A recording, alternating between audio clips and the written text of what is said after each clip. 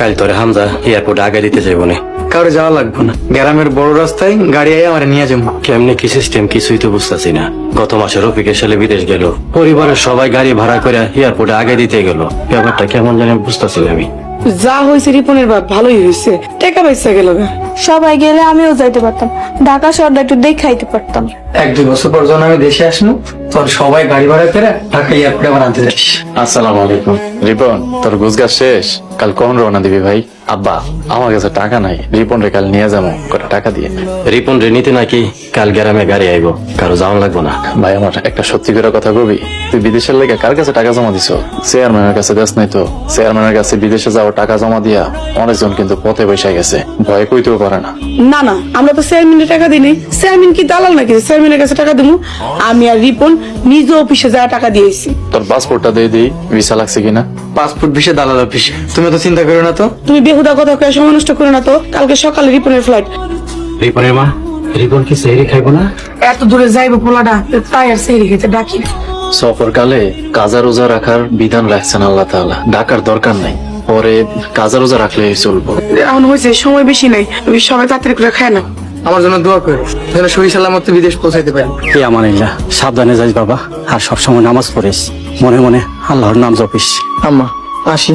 বাজান ও ফোন করে নিশ্চিন্ত করিস, নিজের যত্ন নিস, ঠিক মতো খাওয়া দাওয়া করিস। রাজিয়া, কও ছোট ভাইজান। মন দিয়ে পড়ালেখা করিস আর মার কাছে হেল্প করিস।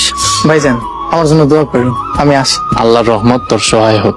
চল ভাই, গাড়িতে তোরে তুইলা দিয়ে আই। তোমার কষ্ট করে যাওয়ান লাগবে না, আমি একলা যাইতে পারবো। আমি আসি তাহলে।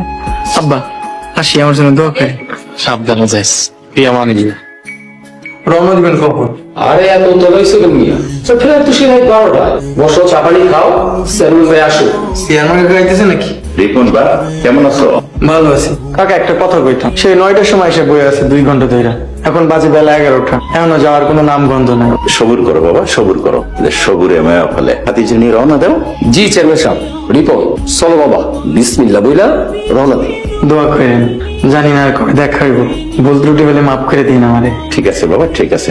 হে আল্লাহ, আমাদের এই ভুলে ভরা নামাজকে আপনি কবুল করেন। আল্লাহ, আমার আদরের ছোট ভাই রিপন বিদেশের যাত্রা করছে, আল্লাহ আপনি আমার ভাইকে সহি সালামতে বিদেশে পৌঁছানোর তৌফিক দান করেন। তাকে উত্তম হালাল রুটি রুজি করার তৌফিক দান করেন। আল্লাহ তাকে উত্তম হালাল রুটি রোজগার করার তৌফিক দান করেন। বৃদ্ধ পিতা মাতা যে উদ্দেশ্যে তাকে বিদেশ পাঠাইছে, সেই উদ্দেশ্যকে পূরণ করেন আল্লাহ। আপনার শরীরটা কি খারাপ? ইফতারের সময় দেখলাম আপনার শরীরটা খুব দুর্বল। প্রথম রোজা তো একটু খারাপ লাগবেই। আব্বা, কাল থেকে আপনি আর খেতে কাজ করতে যাইয়েন না, আমারে কইয়েন কি করা লাগবে আমি করব। আমি খেতে না গেলে চলবো রে বাবা? আমি চালাই নেমনি আব্বা। আপনার না শরীর খারাপ, হয়ে পড়েন। রিপনের কোনো খবর আছে? প্লেনে উঠছে? ফোন দিছিল রিপন? প্লেনে উড়নের আগে কথা হয়েছে, কইছে ভালো আছে। আমি সন্ধ্যার পর থেকে মেলাবার ফোন দিছি না, ফোন বন্ধ পাইছি। হয়েছে বাবা, মনে হয় প্লেনের মধ্যে আছে, এই জন্য ফোন বন্ধ। যাও বাবা, তুমি ঘুমাইতে যাও। হ্যালো মা, আমি রিপন। রিপন? ও রিপন, বাবা তুই কই? বাবা তুই দেশে না বিদেশে? কি এর বিদেশ মা? মা আমি খুব বিপদে আছি মা, আমার জন্য দোয়া করো মা। রিপন, ও রিপন, বাবা রে রিপন।